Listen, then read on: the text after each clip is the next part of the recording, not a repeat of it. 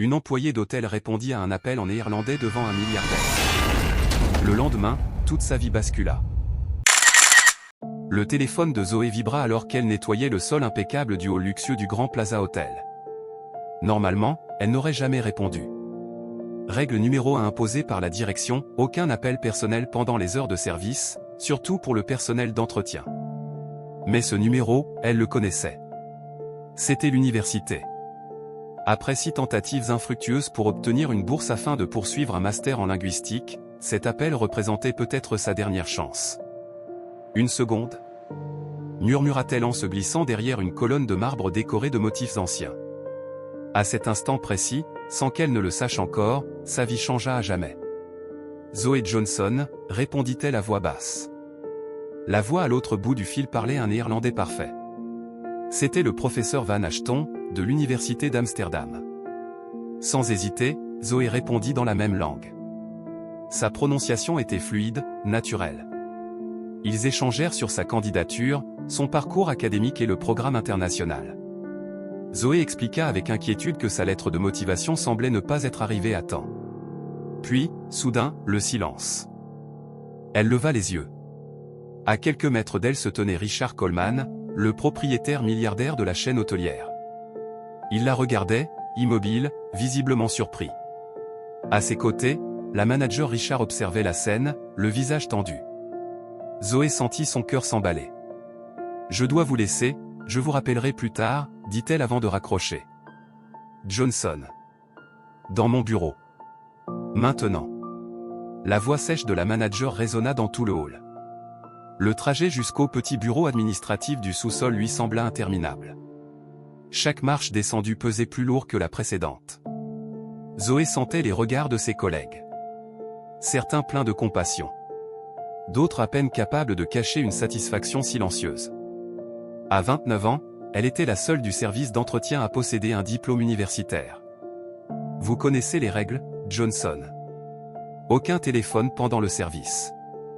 Puis elle ajouta d'un ton méprisant. Et vous parliez quelle langue? Français? Italien? Néerlandais, corrigea Zoé instinctivement. Elle regretta aussitôt. Peu importe. Ce qui compte, c'est que M. Coleman a vu une employée ignorer ses tâches pour parler au téléphone dans le hall. L'injustice brûlait en elle. Zoé savait que d'autres employés prenaient régulièrement des appels personnels sans être inquiétés. Vous êtes affecté au nettoyage des sanitaires du centre de convention pour les 3 prochains mois. Son estomac se noua.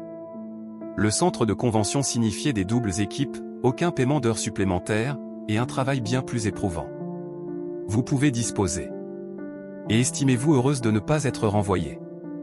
Cette nuit-là fut l'une des plus longues de sa vie. Dans son petit appartement partagé, Zoé resta assise dans l'obscurité. Sur le mur, son diplôme de linguistique et ses certificats semblaient la fixer en silence. 6 années à nettoyer des hôtels.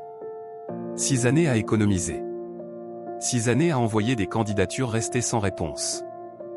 Le lendemain matin, elle arriva plus tôt que d'habitude. Non par obligation, mais par fierté. C'est alors que le téléphone de la réception sonna. Zoé Johnson? Les ressources humaines vous attendent immédiatement. Le service RH se trouvait au dernier étage, à côté des bureaux exécutifs. Un endroit où le personnel d'entretien ne mettait presque jamais les pieds. Dans l'ascenseur, Zoé se sentit invisible. Autour d'elle, des cadres discutaient de contrats à plusieurs millions sans même la remarquer. Johnson, veuillez vous asseoir. Zoé inspira profondément. Monsieur Coleman a demandé à vous voir. Le bureau du propriétaire était immense, plus grand que son appartement entier. Richard Coleman, 45 ans, était connu pour transformer des hôtels en difficulté en établissements de luxe. Néerlandais, français, italien et mandarin, c'est bien cela? Zoé cligna des yeux. Comment avez-vous eu mon CV? Je l'ai demandé dès que je vous ai entendu hier.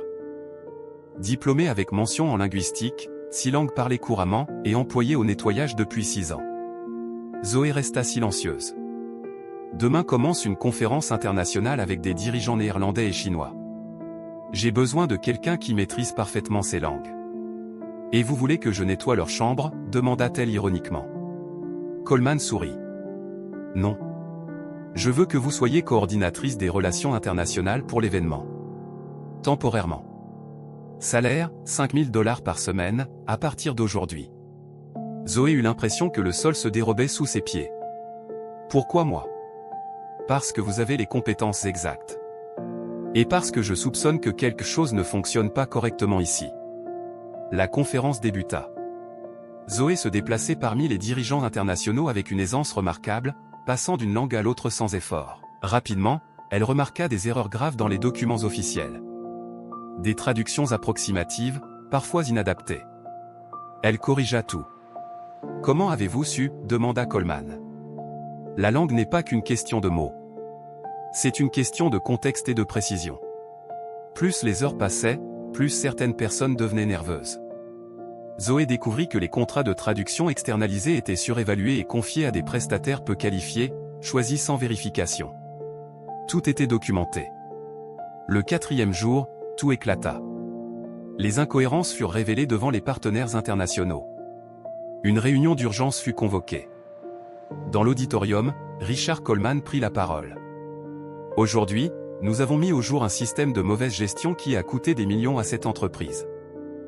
Des sanctions tombèrent. Des responsables furent licenciés ou suspendus. » Puis Coleman se tourna vers Zoé. « Je suis fier d'annoncer que Dr Zoé Johnson est nommée directrice mondiale de la communication interne et des opérations multilingues. » La salle éclata en applaudissements. Plus tard, seule dans son nouveau bureau surplombant la ville, Zoé laissa couler ses larmes.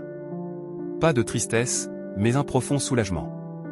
6 mois plus tard, elle lança un programme interne appelé « Talents invisibles », destiné à identifier et promouvoir les compétences cachées au sein de l'entreprise. Les résultats furent spectaculaires, baisse massive des coûts, amélioration de la satisfaction internationale et nouvelles opportunités pour des centaines d'employés. Tout cela avait commencé par un simple appel téléphonique. La leçon était claire. Le talent existe partout, mais il manque souvent la reconnaissance. Et parfois, un seul moment suffit pour tout changer. Si vous êtes resté jusqu'au bout, abonnez-vous et n'oubliez pas d'activer la cloche de notification pour ne rater aucune de nos vidéos.